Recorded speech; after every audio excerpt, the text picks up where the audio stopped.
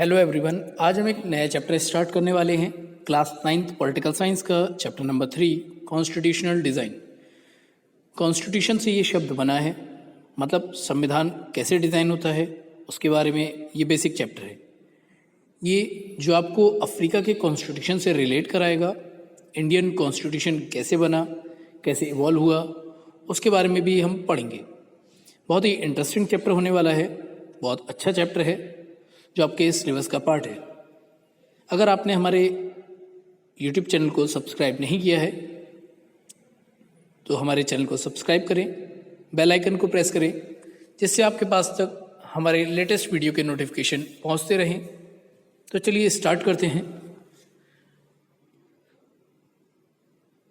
South Africa struggle against apartheid, Nelson Mandela. तो जानते हैं कि नेल्सन मंडेला कौन थे।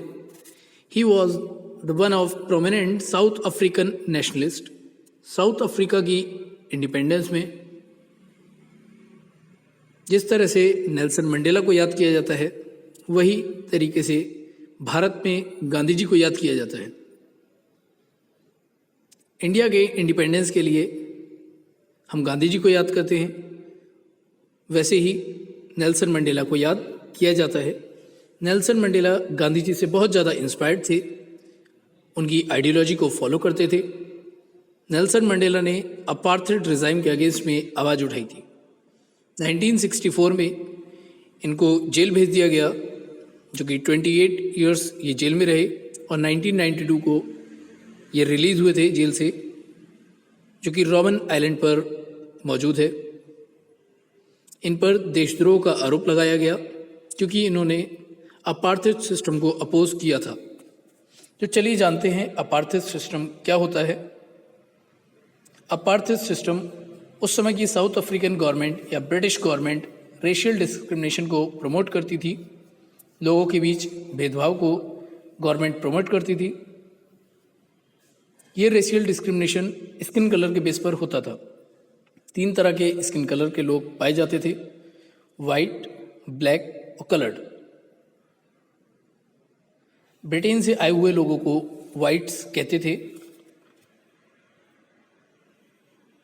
दूसरे ब्लैक्स जो वहाँ के नेटिव थे, तीसरे थे कलर्ड इंडियंस थे, और दूसरी जगह से आए लोग जिनको प्लांटेशन वर्क के लिए साउथ अफ्रीका लाया गया था, उन लोगों को कलर्ड्स कहते थे। जो ब्लैक्स और वाइट थे उनमें डिस्क्रिमिनेशन होता था। वाइट्स के द्वारा माइनॉरिटी गवर्नमेंट चलाई जाती थी। वो बहुत सारे रिसोर्सेज पर अपना कंट्रोल किए हुए थे या उनका कंट्रोल था। सारा सब कुछ अपने बेनिफिट के लिए किया जाता था। ब्लैक्स और नॉन वाइट्स को बहुत ज़्यादा सफ़र करना पड़ता था। आप देख सकते हैं इस पिक्चर में कि हॉस्पिटल के लिए एक यूरोपियन हॉस्पिटल है, एक नॉन यूरोपियन हॉस्पिटल, मीन्स एक वाइट्स के लिए है और एक ब्लैक्स के लिए है, या नॉन वाइट्स के लिए, जो नॉन यूरोपियन है उनके लिए ये सिस्टम बनाया गया है। Oppressive system for the blacks को बहुत सारी परेशानियां फेस करनी पड़ती थी। नॉन वाइट्स को प्रॉब्लम्स फेस हो रही थी या ब्लैक्स को प्रॉब्लम फेस करनी पड़ रही थी। वाइट लोगों के एरियाज़ में इनके रहने की आज़ादी नहीं थी। वाइट एरियाज़ में काम करने के लिए ब्लैक्स को परमिट की ज़रूरत होती थी।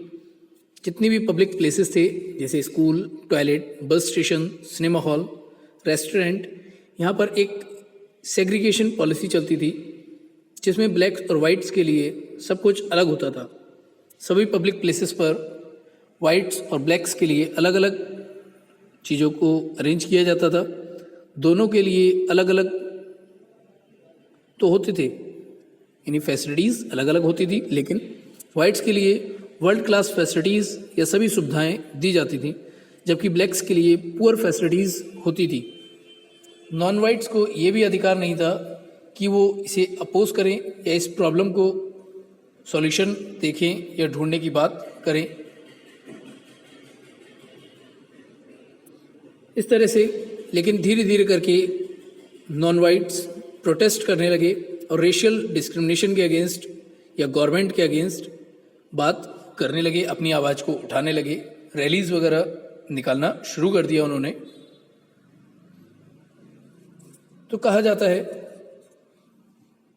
कि 1950 में ब्लैक्स, कलर्स और इंडियंस ने डिस्क्रिमिनेशन के अगेंस्ट आवाज़ उठाना शुरू कर दिया। कुछ वर्कर्स यूनियन थी, कम्युनिस्ट थे और सेंसिटिव वाइट ज्वाइन कर लिया था उन्होंने। 1964 में नेल्सन मंडेला और उनके 7 साथियों को उम्र कैद की सज़ा सुना दी गई। कुछ ऐसे भी थे जो वाइट गवर्नमेंट के अगेंस्ट काम कर रहे थे, उनको टॉर्चर किया गया और हजारों ब्लैक्स को या कलर्ड पीपल को मार दिया गया। टुवर्ड्स अ न्यू कॉन्स्टिट्यूशन की अगर हम बात करें, आप इस पिक्चर को देख रहे हैं, यहाँ पर एक बोर्ड लगा है, कॉशन बिवेयर ऑफ नेटिव्स, यानी नेटिव्स से दूर रहने के लिए कहा गया है या उनसे सावधानी के लिए कहा गया है। नेटिव्स वो लोग होते हैं जो प्रॉपर उसी जगह के रहने वाले हैं। तो चलिए जानते हैं उनके बारे में। वाइट्स जिनके पास पावर हुआ करती थी वो नॉन वाइट्स को डिस्क्रिमिनेट तो करते थे, साथ ही इसके चलते एएनसी यानी अफ्रीकन नेशनल कांग्रेस ने वाइट के अगेंस्ट आवाज़ उठाना शुरू कर दिया। तो कहा जाता है कि उन्होंने आवाज़ उठाना तो शुरू किया, ये एक अम्ब्रेला पार्टी बन गई जिसमें कई छोटी छोटी पार्टियां भी शामिल होने लगी जो वाइट के डिस्क्रिमिनेशन के अगेंस्ट कलेक्टिव फोर्स तैयार कर रही थी, आवाज़ उठाती थी और हर बार उसे दबा दिया जाता था क्योंकि पावर वाइट गवर्नमेंट के पास थी। सारी चीज़ें साउथ अफ्रीका में हो रही थी, लेकिन फिर भी उस तरीके से वो काम नहीं कर पा रहे थे। तो उसके साथ ही ये कहा जाता है कि अपार्थाइड सिस्टम के अगेंस्ट में प्रोटेस्ट धीरे धीरे करके मजबूत होता गया। उस मजबूती को देखकर वाइट रिजाइम ने अपनी पॉलिसीज़ को चेंज करना बेहतर समझा। धीरे धीरे करके वो अपनी पॉलिसीज़ में लीनियस्ट होने लगे। जितने भी डिस्क्रिमिनेटरी लॉज होते थे, जहाँ नॉन वाइट्स के साथ डिस्क्रिमिनेशन होता था और वो गवर्नमेंट स्पॉन्सर था, जहाँ पर लॉज थे डिस्क्रिमिनेटरी, उन सभी लॉज को धीरे धीरे करके ख़त्म कर दिया गया क्योंकि वो प्रोटेस्ट को तेज होते हुए देख रहे थे। साथ ही जिस तरह से पॉलिटिकल पार्टीज़ पर बैन लगाकर रखा गया था, जब ब्रिटिश गवर्नमेंट ने उस बैन को रिमूव किया तो दूसरी पॉलिटिकल पार्टीज़ भी आ गईं जिन्होंने प्रोटेस्ट को और बढ़ावा देना शुरू कर दिया और जो अपार्थाइड सिस्टम चला आ रहा था उसको ख़त्म करना पड़ा। 28 वर्षों से नेल्सन मंडेला को जेल में बंद करके रखा गया था, उनको रिहा कर दिया गया। जब नेल्सन मंडेला को रिहा किया गया तो उनके आने से मूवमेंट को एक अलग डायरेक्शन मिल गई। एक सिस्टमेटिक तरीके से लोगों ने अपनी डिमांड को उठाना शुरू कर दिया। फाइनली 26 अप्रैल 1994 को साउथ अफ्रीका अपार्थाइड से फ्री हो गया। उसके बाद में नेल्सन मंडेला साउथ अफ्रीका के पहले प्रेसिडेंट बने। प्रेसिडेंट बनने के बाद उन्होंने सबसे पहले मल्टी रेशियल गवर्नमेंट को फॉर्म किया, जिसमें सभी लोगों को शामिल किया गया या सभी कलर्स के लोगों को, जैसे ब्लैक्स, वाइट्स और कलर्ड, इन सभी को वहाँ पर शामिल किया गया। उसके बाद में ब्लैक लीडर ने डिसाइड किया कि अंग्रेजों ने जो काम किया है हम उसको भूल जाते हैं। They decided to forgive whites. Black leader ने वाइट्स को माफ़ कर दिया और दोनों ने एक साथ मिलकर एक कॉमन कॉन्स्टिट्यूशन को ड्रॉ किया। 2 सालों के डिबेट और डिस्कशन के बाद one of the best constitution formed किया गया। तो उन्होंने क्या क्या किया वो जानते हैं। उन्होंने एक दूसरे पर ब्लेम करना बंद कर दिया। साथ ही जो पॉलिसी वो अपना रहे थे उसको दूर रखा गया और वो डेमोक्रेट से इंस्पायर होते चले गए। आप इस पिक्चर में देख सकते हैं कि सभी लोगों के लिए अलग अलग काम दिए गए हैं, ब्लैक और वाइट्स के लिए। Why do we need a constitution? South Africa एक अच्छा एग्जाम्पल है कि हमें कॉन्स्टिट्यूशन की ज़रूरत क्यों पड़ती है या क्यों हुई, और ये कॉन्स्टिट्यूशन आखिर होता क्या है। तो चलिए जानते हैं कि कॉन्स्टिट्यूशन आखिर होता क्या है और इसकी ज़रूरत हमें क्यों हुई। अगर हम कंक्लूजन निकालें साउथ अफ्रीका की पूरी स्टोरी से कि साउथ अफ्रीका में जिस प्रकार से दोनों ग्रुप्स ने एक साथ मिलकर कॉन्स्टिट्यूशन बनाया है, both the oppressor and oppressed set together and drafted a constitution for them. यहाँ पर उन दोनों में म्यूचुअल अंडरस्टैंडिंग देखने को मिलती है, जिससे फ्यूचर में कोई प्रॉब्लम ना आए। अगर ब्लैक्स अपने हिसाब से कॉन्स्टिट्यूशन बनाते तो क्या वाइट्स उसे एक्सेप्ट कर पाते? बिल्कुल नहीं, क्योंकि उन्हें लगता है कि इसमें कोई हमारा रोल नहीं है। वहीं दूसरी तरफ अगर वाइट कॉन्स्टिट्यूशन बनाते तो क्या उसे ब्लैक्स एक्सेप्ट करते? नहीं, क्योंकि वो कहते कि इसमें हमारा रोल नहीं है, साथ ही हम सेफ नहीं हैं, हमारा ओपिनियन नहीं लिया गया है, बहुत सी समस्याएं आती। लेकिन जब सारे लोगों ने साथ में बैठकर कॉन्स्टिट्यूशन बनाया तो हम साउथ अफ्रीका से सीख सकते हैं कि इंक्लूसिव अप्रोच होना चाहिए, जिससे आप सारे लोगों को इंक्लूड करो कॉन्स्टिट्यूशन मेकिंग प्रोसेस में। फिर एक ऐसा कॉन्स्टिट्यूशन बनाइए जिसमें सभी लोगों की सहमति हो। ये किया गया साउथ अफ्रीका में और एक अच्छा कॉन्स्टिट्यूशन निकल कर आया। आखिर कॉन्स्टिट्यूशन की ज़रूरत क्यों होती है, तो जानते हैं उसके बारे में। कॉन्स्टिट्यूशन में basic set of rules and regulations होते हैं। जैसे किसी भी चीज़ को सिस्टमेटिक ऑर्डर में चलाने के लिए रूल्स एंड रेगुलेशंस की ज़रूरत होती है, वैसे ही कंट्री को रन कराने के लिए रूल्स और रेगुलेशन चाहिए होते हैं, जिनको फॉलो किया जाए। जिस गाइडलाइन पर काम करने के लिए कॉन्स्टिट्यूशन बनेगा, तो पहले जानते हैं कि कॉन्स्टिट्यूशन की डेफिनेशन के बारे में कि आखिर कॉन्स्टिट्यूशन होता क्या है। It is a set of written rules that are accepted by all people in the country. मतलब जितने भी लोग उस देश में रह रहे हैं वो सभी उस सेट ऑफ रूल्स को एक्सेप्ट करते हैं, वो रिटन फॉर्म में है, उसे कॉन्स्टिट्यूशन कहते हैं। What does a constitution do, कि कॉन्स्टिट्यूशन आखिर क्या करता है। तो चलिए जानते हैं कि कॉन्स्टिट्यूशन क्या करता है। It generate a degree of trust and coordination that is necessary for diverse group to live together. South Africa के पॉइंट से अगर देखें तो वहाँ ब्लैक भी थे और वाइट्स भी, दोनों को साथ में रहना है।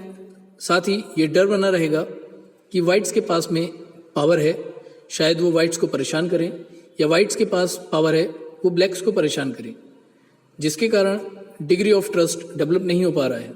लेकिन आपके पास कॉन्स्टिट्यूशन है, आप कॉन्स्टिट्यूशन में सारी पावर स्पेसिफाई कर देते हैं, तो क्या होगा, ब्लैक्स को ऐसा लगेगा कि वाइट्स हमारी रिस्पेक्ट करेंगे और वाइट्स को ऐसा लगेगा कि ब्लैक्स हमारे ऊपर डोमिनेट नहीं करेंगे, जिसके कारण degree of trust and coordination develop होता है। कॉन्स्टिट्यूशन है तो लोग साथ में रहने को तैयार हो जाते हैं, क्योंकि उनके बीच में ट्रस्ट और कोऑर्डिनेशन डेवलप हो जाता है। It specify how the government will be constituted, who will have power to take which decisions. अगर कॉन्स्टिट्यूशन में स्पेसिफाई नहीं होगा कि गवर्नमेंट कैसा बनाना है, तो कोई भी आएगा जिसके पास पैसा है वो कहे कि गवर्नमेंट हम बनाएंगे। हमारे कॉन्स्टिट्यूशन में स्पेसिफाई किया गया है कि गवर्नमेंट कैसे बनेगी। वोटिंग होगी, सारे मेंबर्स ऑफ पार्लियामेंट मिलकर जो मेजॉरिटी पार्टी आएगी वो सेंट्रल लेवल पर प्राइम मिनिस्टर को चूज़ करेगी। इस तरह से प्राइम मिनिस्टर बनेंगे। वैसे ही स्टेट लेवल पर चीफ मिनिस्टर का दिया गया है कि चीफ मिनिस्टर कैसे बनेंगे, वैसे ही एमएलए एमपीज़ को बताया गया है। तो सबसे स्पेसिफाइड है कि गवर्नमेंट कैसे बनना है। कॉन्स्टिट्यूशन है तो ये स्पेसिफाइड है। अगर कॉन्स्टिट्यूशन नहीं होता तो एक तरह से बहुत ज़्यादा प्रॉब्लम होती, कैसे गवर्नमेंट बनना है, कैसे देश चलना है, बहुत सी समस्याएं आ जाती। अगर आप कॉन्स्टिट्यूशन उठाकर देखेंगे तो आपको सारी चीज़ें क्लियरिफाइड तरीके से मिल जाएंगी कि किसके पास कितनी पावर होगी, कौन कैसे उस पोस्ट पर पहुंचेगा, कौन एलिजिबल होगा, कौन एलिजिबल नहीं होगा। ये सारी चीज़ें कॉन्स्टिट्यूशन में स्पेसिफाई हैं। ये भी कॉन्स्टिट्यूशन आपको बता देगा कि किसके पास कितनी पावर है, किसे डिसीजन लेने की पावर है, क्योंकि उसके चलते प्राइम मिनिस्टर सारे काम कर लेंगे, डिफेंस मिनिस्टर और फाइनेंस मिनिस्टर के भी काम कर लेंगे, लेकिन ऐसा नहीं है। कॉन्स्टिट्यूशन उस चीज़ को स्पेसिफाई करता है कि किसके पास कितनी पावर है, किन मुद्दों पर पावर है। ये कॉन्स्टिट्यूशन का बहुत बड़ा अचीवमेंट है। कॉन्स्टिट्यूशन बाउंड्रीज सेट कर देता है। साथ ही it lays down limits on the powers of the government and tells us the rights of citizen. हमारा कॉन्स्टिट्यूशन लिमिट्स लगाता है गवर्नमेंट की पावर्स के ऊपर फंडामेंटल राइट्स के थ्रू। कॉन्स्टिट्यूशन ने हमें फंडामेंटल राइट्स दिए हैं और हमें गवर्नमेंट की वायलेट नहीं कर सकती है उन राइट्स को जो सिटीजन्स को मिले हुए हैं। और कॉन्स्टिट्यूशन हमें बताता है कि देश के नागरिकों का क्या अधिकार होता है। ये सभी चीज़ें हमें कॉन्स्टिट्यूशन में मिलती हैं। It expresses the aspirations of the people about creating a good society.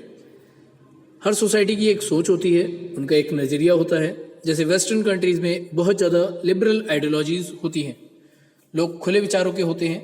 Constitution में ऐसे लॉज होंगे जो लिबर्टी की तरफ ज़्यादा देखेंगे, मिल रहे हैं। हमारी सोसाइटी अच्छी है, इसलिए हमारा कॉन्स्टिट्यूशन अच्छा है। तो इसी के साथ हमारा ये वीडियो कंप्लीट होता है। धन्यवाद।